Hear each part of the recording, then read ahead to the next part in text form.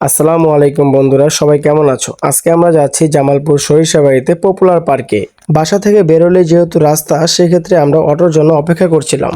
অটোর জন্য আমাদের খুব বেশিক্ষণ সময় অপেক্ষা করতে হয়নি, কিছুক্ষণের মধ্যে আমরা অটো পেয়ে গেলাম এবং সেই অটোতে করে আমরা রওনা দিলাম জামালপুর সরিষাবাড়ি পপুলার পার্কের উদ্দেশ্যে।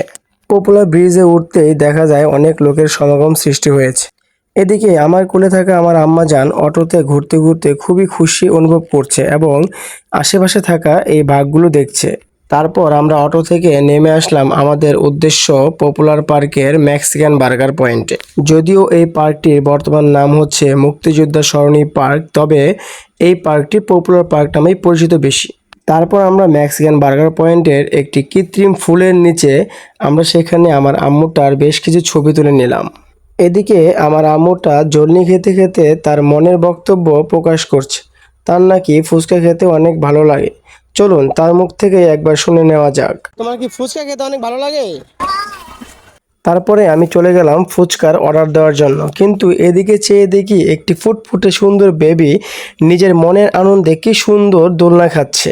কিছুক্ষণ অপেক্ষা করতেই আমাদের ফুচকা এসে হাজির হয়ে গেছে আমাদের সামনে। এখন আমরা পরিবেশন করব।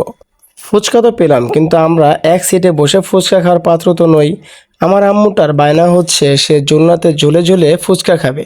সে জোলনাতে ঝুলতে থাকবে আর আমি তাকে ফুচকা খাইয়ে দেব। এই সুযোগে আমিও আমার আম্মুটার সাথে একটু জোলনাতে ঝুলে নিলাম। তারপর আমার আম্মুটা জোলনাতে ঝুলতে থাকলো আর আমি তাকে ফুচকা খাইয়ে দিলাম। এভাবে সে পুরাটা ফুচকা এভাবে ঝুলনি খেতে খেতে শেষ করলো। সবচেয়ে মজার বিষয় হচ্ছে কিছুক্ষণ পরেই সে ঝুলনা খেতে খেতে তার সাথে আরো কিছু লোকজন জড়ো হলো।